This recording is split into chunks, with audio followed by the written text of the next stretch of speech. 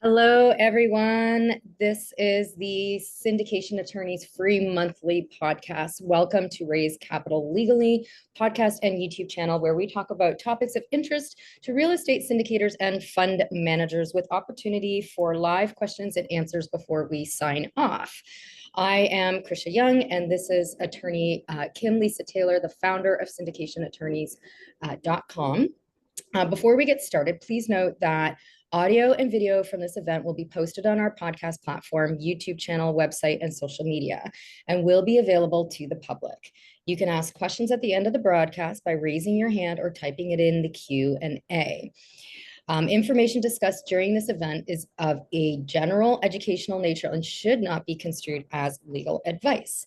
So today I'm going to pass this over to Kim Lisa Taylor, and we have Troy Eckard and how to own mineral rights as an alternative investment. Take it away, Kim. Hey, thanks everybody for showing up. So our guest is Troy Eckard, founder of Eckard Enterprises, and he has some really interesting opportunities for mostly for passive investors who want to invest in mineral rights on properties that get leased to big oil companies for oil field development. I have personal interest in this because some of you who know me might know that I am also a licensed professional geologist in the state of California. So that's my claim to all things geology. I never did work in the oil industry, but perhaps missed an opportunity there. Worked in the environmental industry instead. But when I met Troy, I thought, wow, this would be really cool to interview him. And half the reason I interview the guests is because I want to introduce them to the audience, but the other half is because I want to know about what they do. And Troy, welcome. Thank you so much for having me. I really appreciate it. Met you a couple, 2 or 3 months ago. We had a nice beginning conversation, found out what you did. You found out what I did. And thanks to your invitation, so we can maybe let some of your listening audience find out what we do together. And maybe it presents an opportunity, or at least more education. Absolutely. So tell us about how you got started in the oil and gas industry. Well, there's nothing like poverty that drives you. So I was in college, starving to death, getting my economics and finance degree, and I had a relationship with somebody who owned a small boutique energy firm that was working with high net worth investors, drilling wells, getting tax write-offs, and building direct energy portfolios. They made me a job offer. I moved to Dallas, started getting involved in the brokerage side of investments while I was continuing my education. Within 3 years, started my own investment firm, had that for 22 years. This year is my 40th year being involved in domestic oil and gas exploration. I've owned my own company now for almost 30 years. And so I moved from brokering to locating and finding assets. Now we have just under $1 billion, about $850 million of assets under management over the last 5 years for high net worth investors in mineral rights, drilling, working interest, and pipelines and midstream assets. Wow. Well, that's quite impressive. That's a pretty impressive track record. So, hey, for those of you out there that are just getting started, all things are possible, right? You can start anywhere and you can go as far as you want to go. You don't just have to stop with a couple of multifamily properties. You can go as big as Troy did. Conquer the world is what I say. Conquer the world. There you go. I love that. So what exactly, so I know you have an offering right now for mineral rights. Tell us, how does that work? What's it about? Well, I'm going to describe what I do like being at a train station. There's always an investment coming by every 15 minutes. There's another mineral portfolio, another opportunity to drill, another multifamily, another residential. It's deciding which train to take, what's the price of the ticket, and what's the final destination. In my business, the oil and gas industry has evolved to where now it's no longer a mom and pop business. The separation between the majors and small geologists and family run oil and gas exploration companies has never been wider and more spread in my career. To drill a well now is $10 to $15 million. It used to be $1 million you could drill a well. So there's no more middle class in the oil and gas business. It's either you're really big or you're really tiny. So that evolution provided an opportunity. That opportunity was, what if I could design a system, a path of business that allowed me to buy the mineral rights underneath existing wells that were already producing, already being developed by major oil companies that were in early underdevelopment stages with a lot of future growth? Could that be done? And the answer was yes. So back in 2018, I created a model, a business plan, put together a team over the last 7 years. And now we have 7,000 wells covering almost 2 million gross acres in 2 major states, which is Texas and Oklahoma. And we've done all that in under 65 months. So it's been a great plan, great process, but you don't do that without having 40 years of experience that gives you that insight. So you're actually buying the mineral rights under existing wells. So is that with the idea that there's some additional horizons down there that could be producing that aren't yet tapped? Well, since I know you have geology as a background and you went the environmental versus the exploration, what's happened is 20 years ago, we would drill a single 7-inch well bore like a paper plate down, 5,000, 8,000, 10,000 feet. And you were hoping that the reservoir had enough oil and gas in it to be commercial. You tried to guess the boundaries of it, the thickness of it. So there was a lot of risk. And honestly, by 2006 or 7, we were drilling 60% dry holes in this country. We were running out of oil. What they realized is that these buried basins, the equivalent of today's Grand Canyon, we had about 9 of them across the country: Ohio, North Dakota, Wyoming, Texas, et cetera. What they realized is where there was more oil and gas there than we could ever produce, but we didn't know how to get it out. It was all about technology. So they applied technology to it, which is horizontal drilling, going down and turning sideways, going down a mile or two, and frac stimulation, breaking that rock like a jackhammer on a wet concrete slab.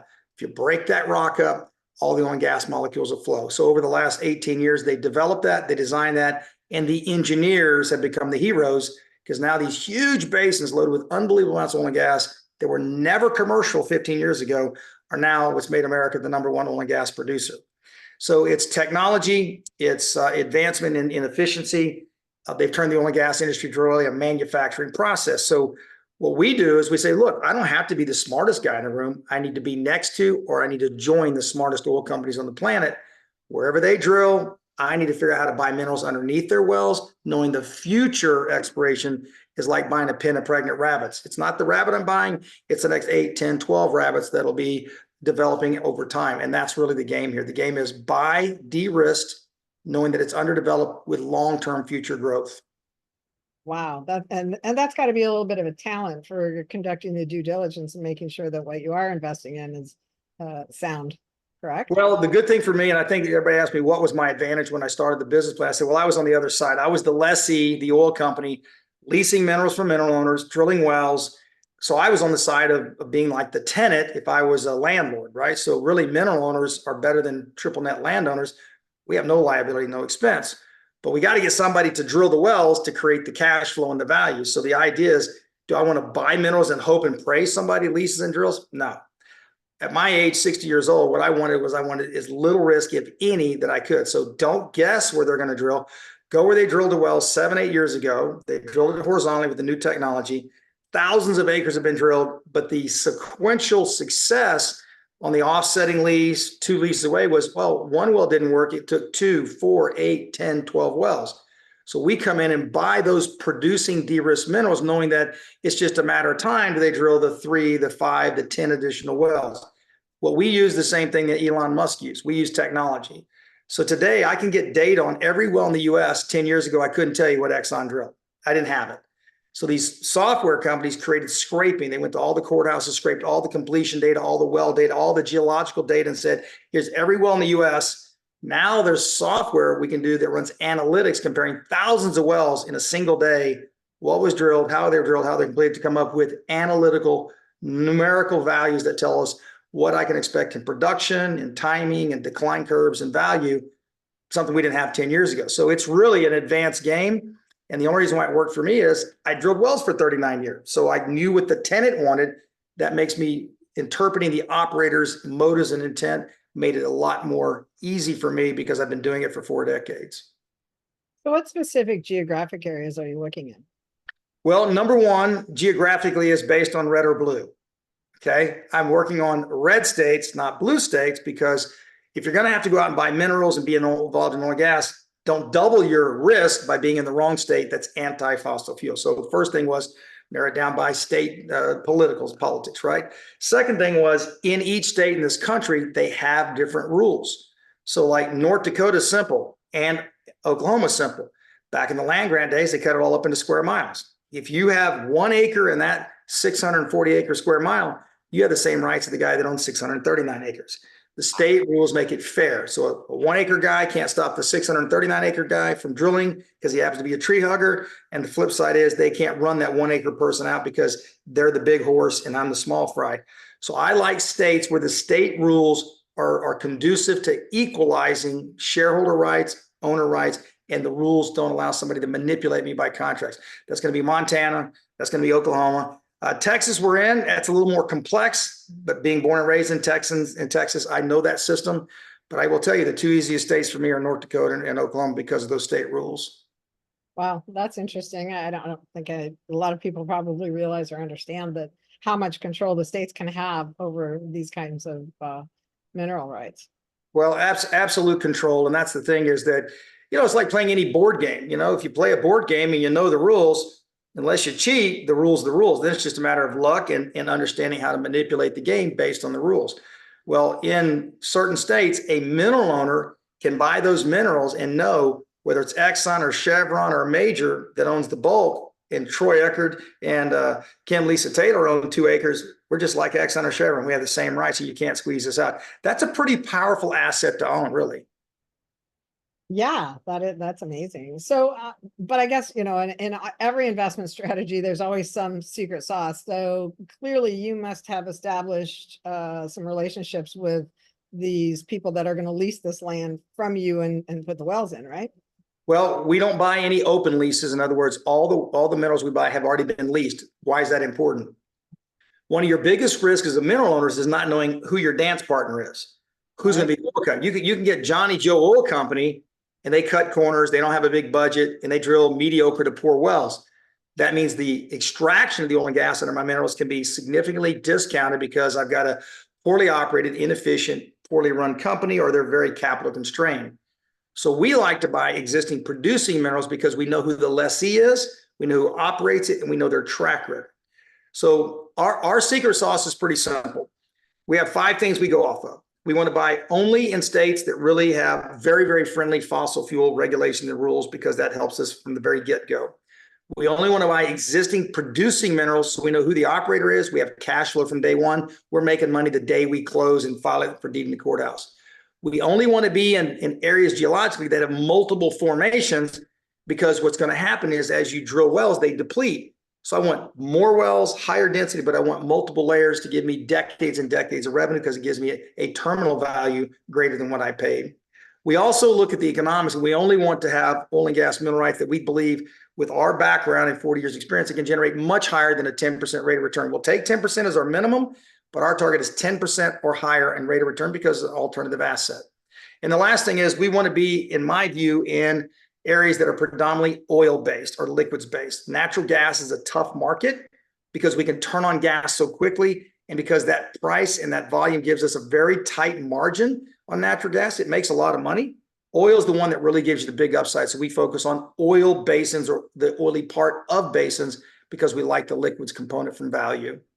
That's kind of what our internal model is from a 30,000 foot elevation. All right. So, so then you've got these leases in place. Yep. And now you own the mineral rights. So they have a lease agreement with you for your mineral rights, correct?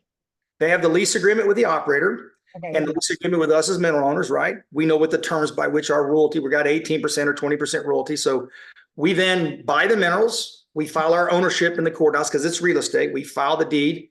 We get it back. Our land team sends that deed of title ownership to the oil and gas company. That's the operator, the one that's like the general contractor.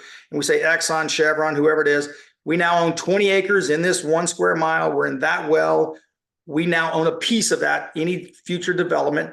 They recognize through their land department that we bought it. We have an effective date. And from that date forward, we get every drop of oil, every molecule of gas, we get paid from whatever depth, vertical wells, horizontal wells, any formation, we get paid forever.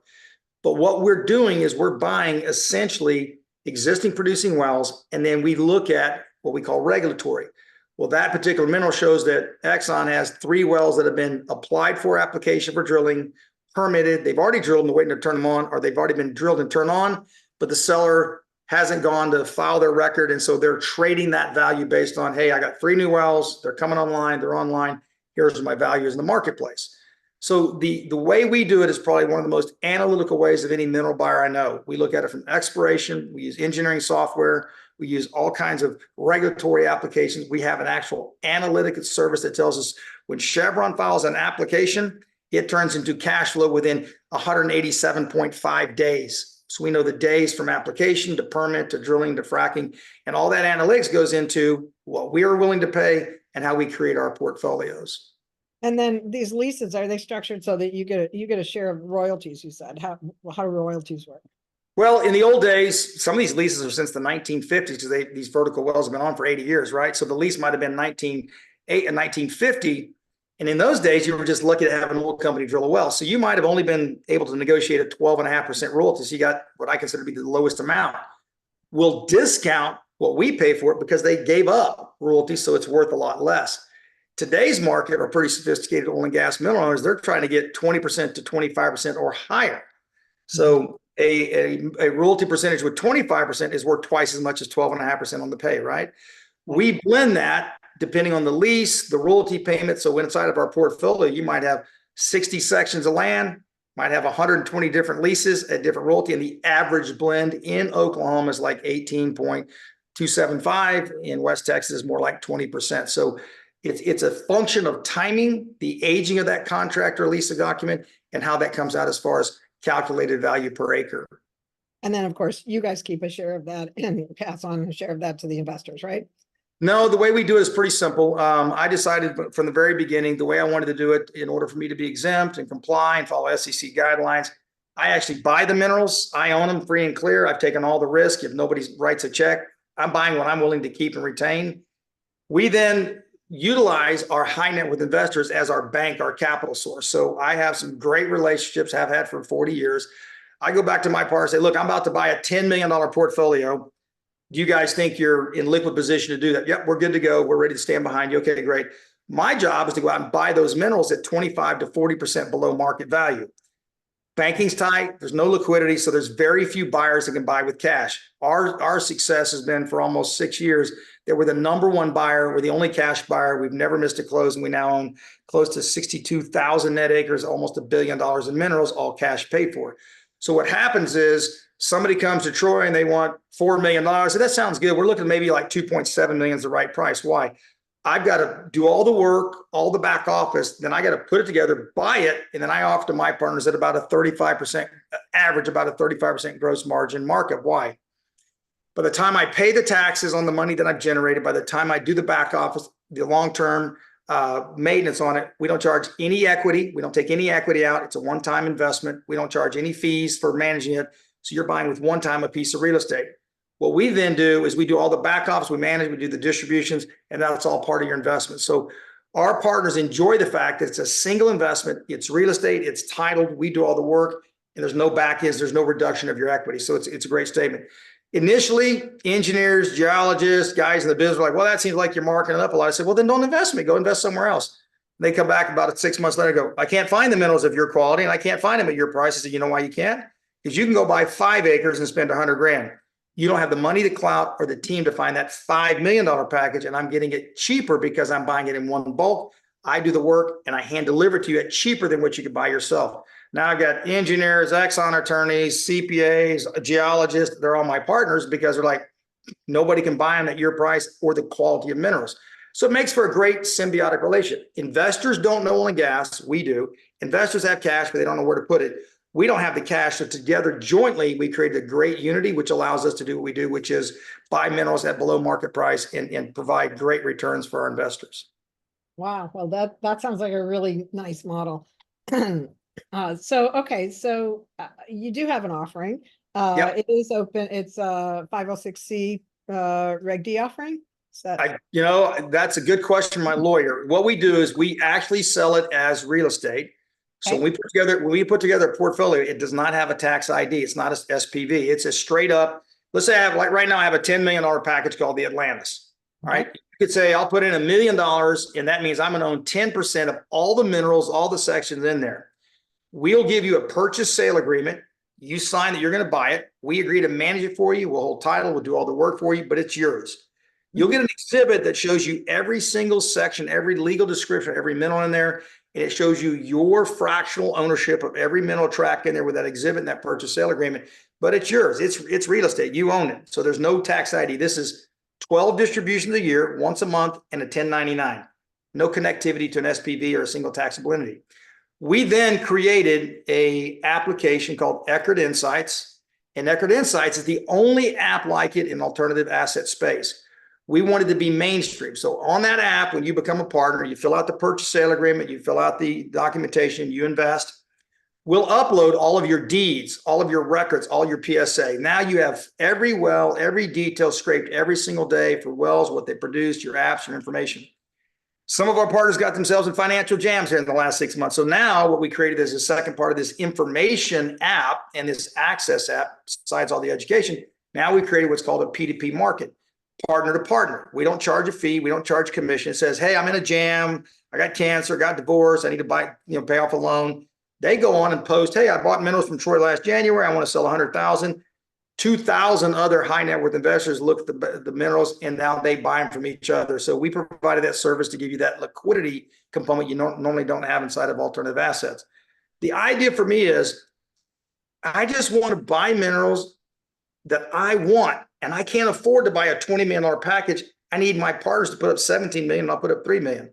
So I get a huge advantage in buying the very best minerals in the market at a super big discount. And that's what I want for Eckard. And I do that by partnering with investors and bringing them in to be side by side with me. And we're more than willing to manage it because it's one big gross check in and that checks out. There's no expenses. So I'm not having to do all this accounting and software. Here's your 12 checks, 12 bank wires, 12, deposit in your account. Here's a 1099, simplest accounting I've ever had to do in 40 years. And we kicked out $54 million in distributions last year. I think we're going to push $75 to $100 million in distributions out the door this year. Straight cash, no expenses. Wow, that's nice. So how long should investors expect to hold their interest? Is this indefinite hold or? Well, it's real estate. It's however long you want to hold it. So some partners that are new to the industry will go, okay, if I put 5 new wells on today, well, obviously they're depleting, you're draining the reservoir. So I got less reserves in 5 years.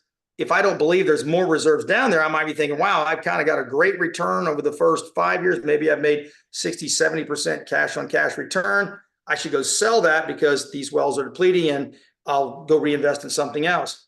What a lot of our partners are finding out after they've been with us a year or two, go, wait a minute, I saw this revenue come in, the wells declined, then they put 2 more wells online, and then they started, and then I put 3 more wells online. Like, well, I'm getting the second, third, fourth tranche.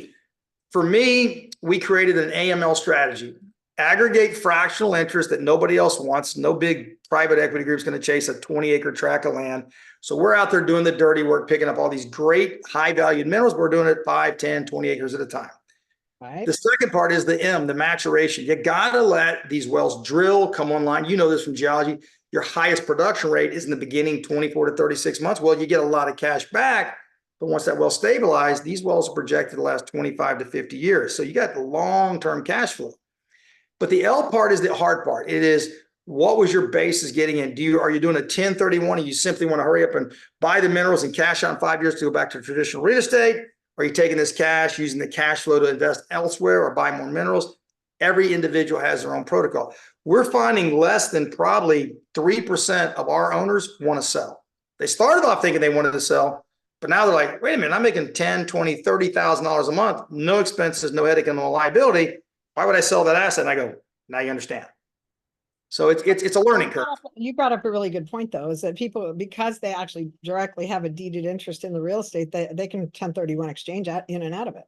Yeah, it's incredible. We were really not focused on that 5 years ago. And I don't know, last year, I think we did $30 million in 1031, and people are selling houses, 1031ing in, selling buildings, offices, and they're doing 1031s. And we've got a guy right now looking at a $30 million 1031. And what I like about it, if the 1031 investor gives us notice, they can say, I'd rather pay a lower price breaker, get more growth minerals, meaning that the development won't start for 2 or 3 years. Or no, I want to put that 1031 and I want to be front loaded with brand new wells coming online, or I want to blend. If they tell us what they want, we can kind of blend several 1031 packages they can identify in their time frame, and it gives them a simple 1031 immediate cash flow from day one. And that is a really, really valuable 1031 exchange tool, especially if you don't want to roll back into a overpriced traditional real estate market, but rather be in something like minerals, which is going to drive the same direction as inflation. So why would somebody pick the deferred return? Is there a bigger benefit for them?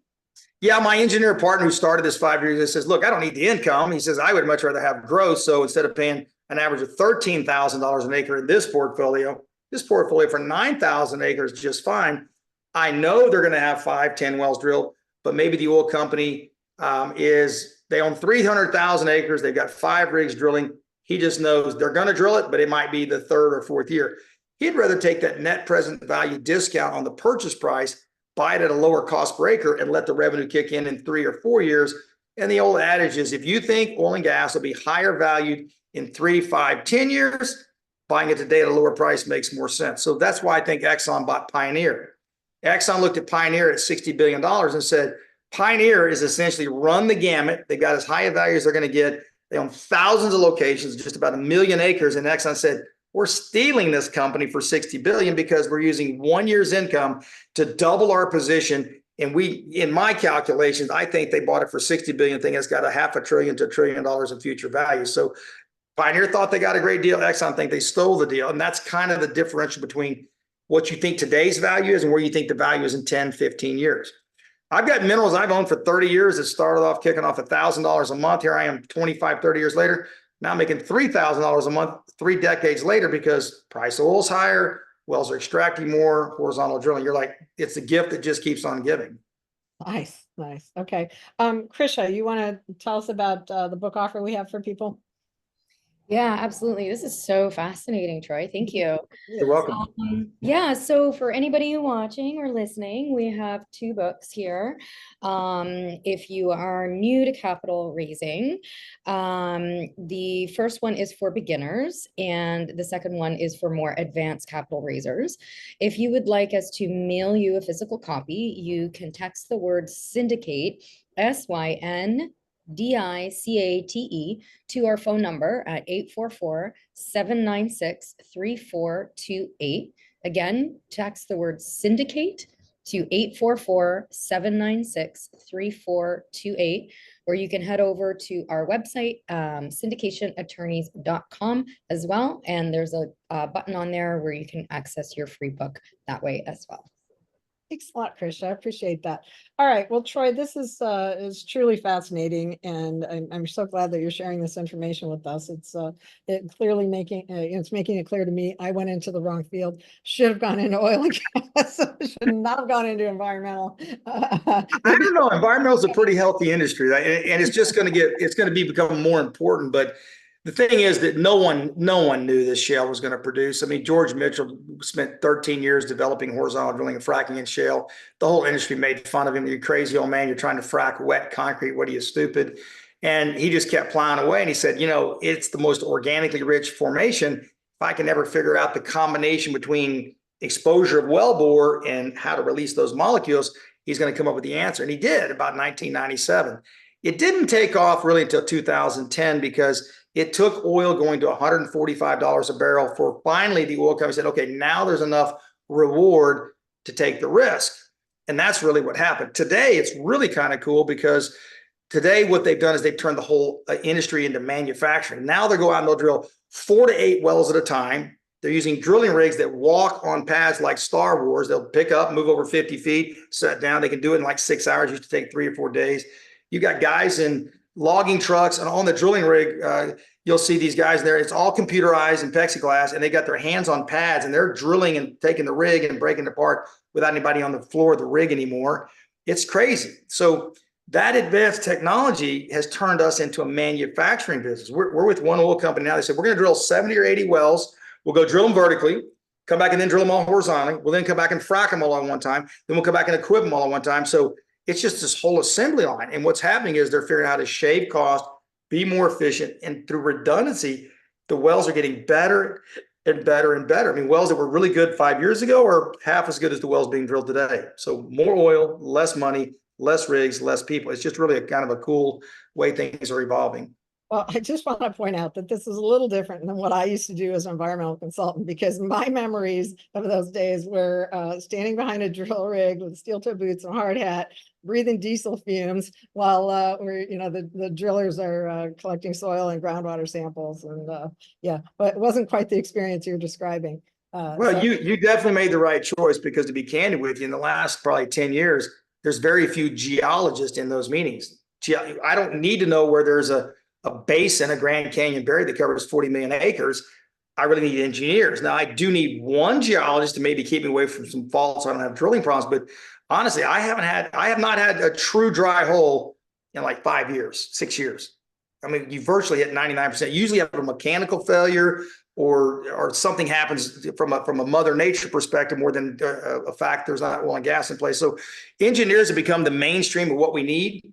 It's all about the efficiency. It's all about aggregation. But, geology is still very important. They're actually, this is weird, they're actually finding brand new zones in West Texas they didn't think was even commercially productive 12 months ago. And they go, well, we drilled it horizontally. We didn't think it was going to work. And now it's 100-foot full of oil and gas we didn't even give credit to a year ago. That's why mineral rights continue to go up in value. Is you would think, well, if I'm depleting this oil and gas zone, minerals are going to be worth less. Well, that's not true, because 14 years ago, all this shale play was non-commercial. It had zero value. By 2015, we were at 2 or 3% recovery factor, meaning 97% of the oil in place, we didn't know how to get it out. Today, we're running between 8 and 10%. You get to 11, 12, 14% recovery factor, and you double, triple, quadruple the value of your minerals. So I think artificial intelligence is going to increase oil and gas efficiency by 30 to 50% in the first 4 years.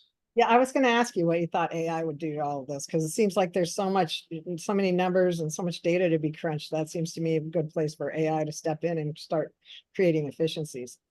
Well, I think AI is going to take the human element right off the bat. If I'm Johnny Joe at home on Sunday night, my wife and I are fighting, I got to put kids in bed, and I got to go take a rig, $10 million well the next day and drill it. I'm not focused. I need coffee. You apply AI instead of getting in and out of that formation. Now AI is going to take thousands of wells of computations using XY coordinates and satellite imagery, and they're going to stay in that zone 4 miles of the ground within inches. Because why? AI is going to use analytical data to guide that computerized drill bit versus Johnny Joe. And the other thing that's going to happen is you're talking about way in advance. All these wells now have solar panels, all the oil and gas production, the stats on the wells are being fed to the satellite going to Houston, Dallas, these main offices. They're watching these wells 24 hours a day. Well, the advance is, hey, that well showing indications that maybe it's loading up with water. So they'll go out in advance, take the water off and keep that well producing. I was just at my own conference this weekend. We had 3 guest speakers. All 3 said the same thing.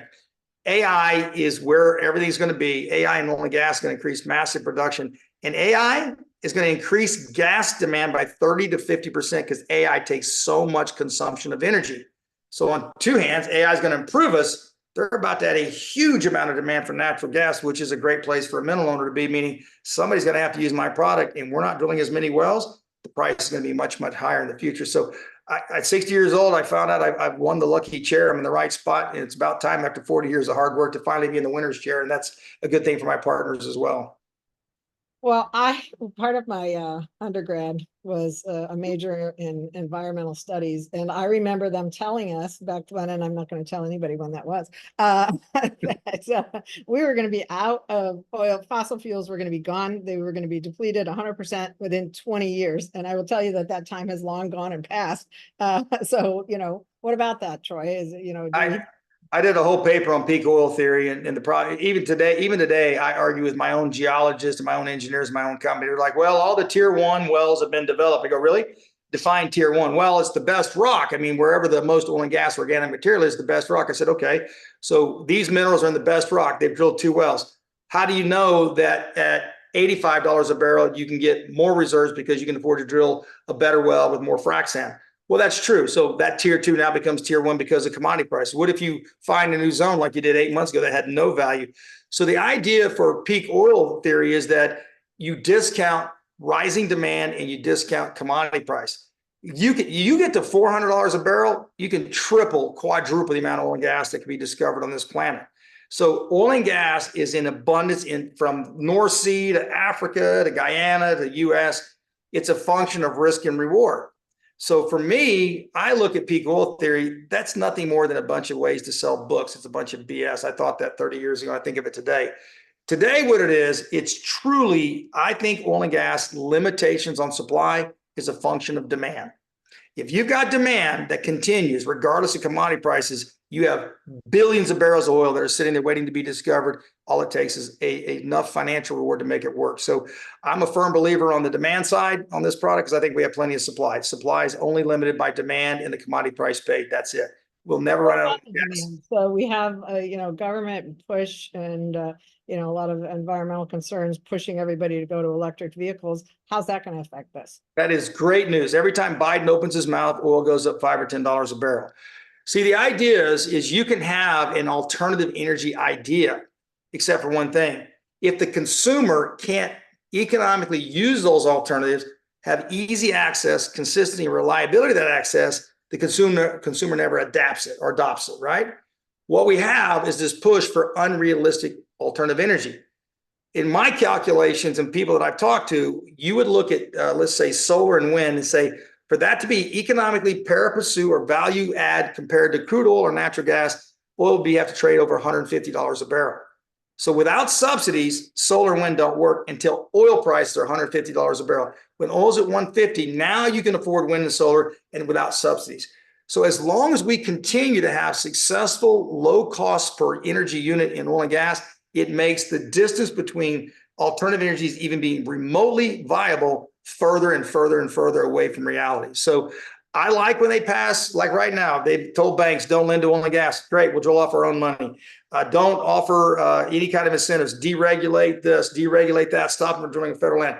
The more they do to constrain supply, then those who have supply on private lands with wells being drilled in states that are friendly to oil and gas, the higher we're going to make. We're going to get extremely wealthy off of doing what everybody else is afraid to do, and that is giving the customer what they want. Reliable, low-cost energy in abundance. Well, and the other thing that I don't think, a lot of the people who are pushing for the electric vehicles don't comprehend is that where that electricity all comes from fossil fuels, right? Yeah, you have some nuclear and you have some other ways, but I think the reality of it is that you have to remember that every car that Elon Musk builds is almost 100% made from oil and gas. The metal, the tires, the plastic, the coat, right? So who was the first person during the Russian war when it started that came out and said, drill, baby, drill? It was Elon Musk. He came out and said, we got to drill more wells. Why? Every part of his car, the fuel at his factory, the conveyor belts, everything that runs that system there is made from oil and gas. So the truth is, it's not that oil and gas is going to go away, but in the future growth of total energy over the next 50 years, let's say we go up by 30%, alternative energy might take 20% of the growth in wind, nuclear, and solar. But oil and gas consumption and demand is going to go up over the next 50 years. It's going to be much more higher than it is today. Look at pre-COVID, we were at about 98.7 million barrels a day that the globe was consuming in oil every day, 98.7 million barrels, right? Here we are 5 years later, we're at almost 103 million barrels a day. With $10 trillion spent on green energy, we're actually 4 million barrels a day up. Why? Everybody knows we have to have fossil fuel. So what we want is we want the best fossil fuel. We want to have people that are responsible. We want to drill formations that are more clean. We want more natural gas, LNG, et cetera. But we're going to take the lion's share of energy growth. And for everybody who doesn't believe that, you either have one or two choices. Buy minerals and be an owner like me and receive those royalties every month, or be my customer. I win either way. Well, and I don't know the truth of this and haven't fact checked it. So anybody else wants to, they can. But I heard somebody on a radio show just recently talk about a big electric a charging station for vehicles in Nevada that's run by hundreds of diesel powered generators. Like, okay, so there you go. So, when you're thinking about electric vehicles, we always do have to think about where does that fuel source or the energy source come from. And yes, some of it might come from nuclear, but nobody's letting anybody buy or create new nuclear power facilities anymore. It's difficult to create new fossil fuel refineries and processing facilities also. So what happens with all of that?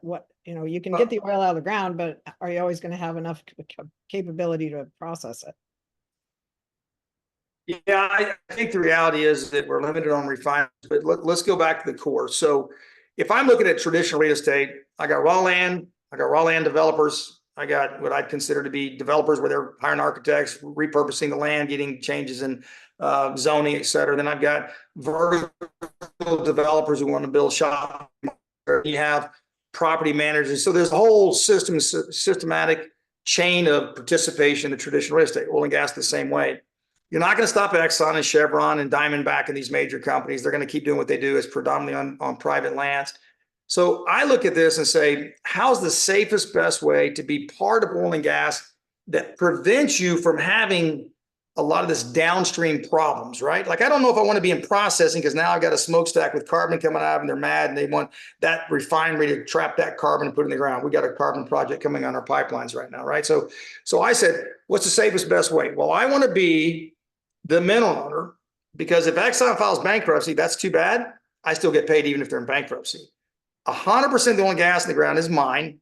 I have an oil company assuming all the liability, all the risk, all the drilling, all the plugging. They assume all the risk and I get my royalty for free, even if they file bankruptcy. So if I'm looking at an industrial nation like the US that is constantly seeing more demand, more innovation, I want to own, this is about scarcity. There's only 9 big basins in this country that hold all the oil and gas we have. Have we not discovered horizontal drilling and fracking in these basins? Well, it'd be over $300 to $400 a barrel today. No ifs, ands, or buts about it. So why not buy that scarce asset that gives you 100% revenue that the entire country has to use with about 79 to 85% utilization and do it for free, where I get paid every single month without any interruption or disruption to my revenue? Great investment. Do I worry about what might happen? There's going to be regulations. They're going to restrict them on this. They're going to slow them down a processing plant. Everything they do, though, does what? It restricts supply, which means whatever's coming out of the ground from my wells is going to be paid a whole lot higher value. Right. It's economics 101. I put myself and our partners in position saying we own it. Well, let's, how can people learn more about investment opportunities with your firm, more about your company and what it does? Well, I'm a real simple guy. So my cell phone number is 469-422-1781. I give it out for one reason. I'm the most hands-on chairman of the board you're ever going to meet. I talk to my partners every day, all day long. I am going to give you our website, which is EckardEnterprises.com. On that website, you'll find Eckard Insights. Sign up, log in. You don't have to be accredited or either way. It's about education. Hundreds of hours of videos on how it works, why people sell, why we buy. I mean, hundreds of hours of training and educational videos, because if you're not smart at an asset class, you're going to lose. I don't care if it's real estate or if it's anything else, you got to be smart. So my job was to provide all the education. If and when you decide, hey, I see now it's time to get involved, I have salaried wealth managers. All they do is inform and educate, try to figure out what you're trying to do and explain. So it's Eckard Insights on EckardEnterprises.com. Call my cell phone or email me at t@EckardEnterprises.com. I'm pretty much a workhorse. I'll be 60 next month, but I've been doing this since 1985. I'm super excited about what we're doing, because not only is it working, but we're one of the only players, one of the only buyers out there with cash to buy, which means we're getting inbound like a fire hose, some of the best mineral opportunities we've seen, because there's no buyers in the market. I like when I'm the only guy in the auction house and nobody's competing with me. So can you go ahead and give us your phone number and your website one more time? Yeah, my phone number is 469-422-1781. Just let me know that you saw me on the Kim Lisa Taylor show, and then give her kudos for doing such a great job. And then I'll get back with you. If you want to go to our website, it's www, obviously, EckardEnterprises.com. And then Eckard Insights, our app, is inside that application. Look, we're the most transparent, easy to find company you've ever looked at. I believe in one thing. Just tell it like it is. Be blunt, be truthful. If you don't like my comments, don't invest me. If you like what we do, learn, because I got news for everybody listening right now, Kim Lisa, and that is every asset you have in the stock market, every one of your real estate are all affected by energy. And this inflation we're in now, oil and gas is being a victim of inflation caused by the stimulus. The next 3 years, inflation is going to be driven by energy. Energy is going to shove inflation to double digits. So if you don't own it or invest in either public equities or directly, the rest of your portfolio is going to suffer and you have nothing to counterbalance it. So we have pretty sophisticated investors that are buying energy to act as a counterbalance to make sure they're positioned for the next 3 to 5 years. That's just kind of what I'm hearing from the guys that work with us, guys and gals that work with us. All right. So we have a few questions. Let's see if we can get through a few of them. Somebody wants to know if they can use a self-directed IRA to invest. I don't know if you know the answer to that. 75% of our investments have all been through self-directed IRAs. And we have a big portion in 1031s. It is a perfect asset to own your self-directed IRA, because It's only cash in. You don't have any bills or expenses. You're really not going to lose any money from the standpoint. It's a mineral, it's a piece of real estate, and it allows you that compounding effect of getting a check every single month. So perfect for self-directed IRAs, and that's probably 70+% of our capital is coming from SDIRAs. What about tax benefits? With minerals, the IRS has declared that you're not going to lose money because they don't give you a tax write-off, but they do allow you to pay taxes on only 85% of your income. So 15% of your income is not taxed outside of your IRA. We only deal with accredited investors. So it's accredited investors. It's people who are looking at utilizing income or assets on the books to do it. Traditional accounts, IRA, 1031, they all qualify. It's real estate. So follow your real estate brain when you're thinking about making this investment, because you're going to get titled and deeded and a PSA that shows you what you own. You're buying real estate. Okay, so this is a question I'm going to answer, because someone said, as syndicators, can we bring investors to you as a package? Can Kim translate for us how this would work as real estate syndicators moving into the space? So yes, you could. So what's interesting about this is because your company is going to actually own the real estate. It's going to give you maybe a little added benefit than if you're, say, investing in some personal property interest in somebody else's offering. But you could put together a group, but it is for accredited investors only. So that means that your entity has to be comprised of only accredited investors, or it has to have over $5 million in assets to qualify as an accredited investor.